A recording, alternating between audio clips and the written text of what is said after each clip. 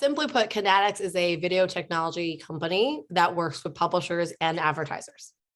And if I want to go a little bit more in detail, it is a full-on end-to-end tech stack that focuses on both video creation and video playing, like a video enterprise player, all the way through to video monetization and optimization. So when it comes to clients, do you mostly deal with broadcasters, publishers, ad agencies, or? Sure. Publishers and broadcasters. Broadcasters fall into the larger bucket of publishers for us, anyone who has content, specifically video content, and then agencies and advertisers as well who want to buy that video media. Oh, great.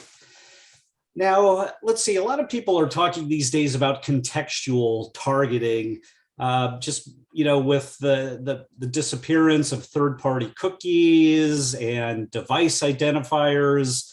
It seems as if we're seeing this kind of resurgence in contextual targeting.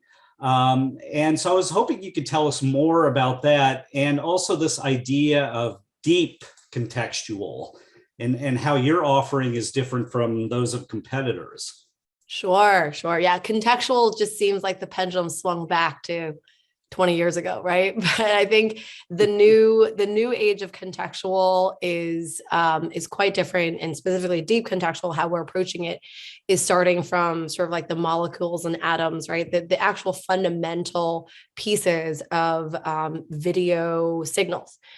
We use AI and machine learning to look at different signals such as clips and images, all the way through to looking at meta tags and what publishers use in tagging their videos, and combining it into something that makes sense at the higher order, and making it something that is targetable and being able to provide insights from that as well.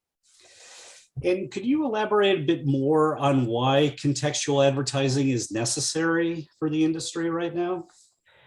Sure. The evolution of contextual, really from 1.0 to now, has been quite a journey. So the earlier days from contextual, we look at just basic categories of publishers is not what's going to get us to the next generation, next era of targeting.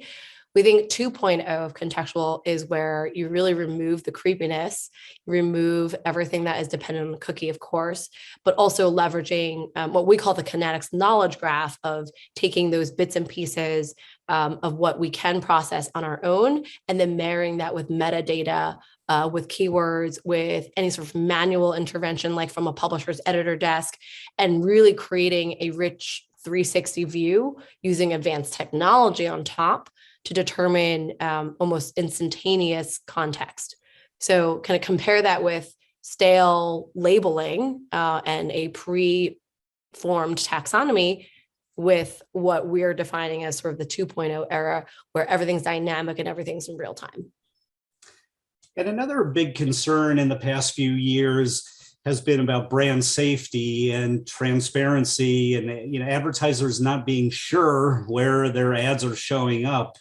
So amid those concerns, how does deep contextual differ from more traditional contextual offerings? Sure. The brand safety element certainly is a lot of people's specialty in the ecosystem. I think you have to really combine like the negative downside protection of brand safety with a deep, that 360 view, the deeper enrichment of data that's provided both from a publisher and from our technology. So one way to make sure that quality is high is to understand the underlying publishers that are providing the raw assets into a deep contextual analysis. So we work with over 3,000 publishers that have created and owned and operated these pieces of inventory. So they're validated, they're not kind of in the wild, and they're not by definition in need of high level of brand safety and protection. So as an example, right, we'll work with someone like AccuWeather or Associated Press or Forbes or Vox, who have dedicated teams, hundreds of people who are out there already curating to make sure the quality is high as an input. Then on top of that, we layer in our technology to understand, that the actual sights and sounds and the motions and the frames inside of each video to then pull out something that can be used by advertisers as digestible. So it's a lot of work.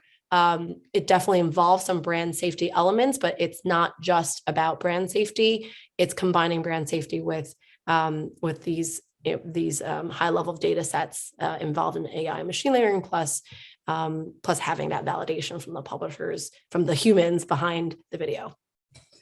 And among the data signals that you deal with, how do you see this balance between contextual targeting and behavioral targeting working together in the future? This is a tricky one. We don't know what behavioral targeting looks like in the future. I think we're trying to define it as we take one step forward, maybe half a step back. And I think it'll probably be a combination of how we think about contextual and the precision of being at the right place in the right time and being in the right framework of that user or that visitor to the website. And that becomes much more of what we call behavioral. It's a behavioral mindset. It's a behavioral state of interest as someone is consuming content.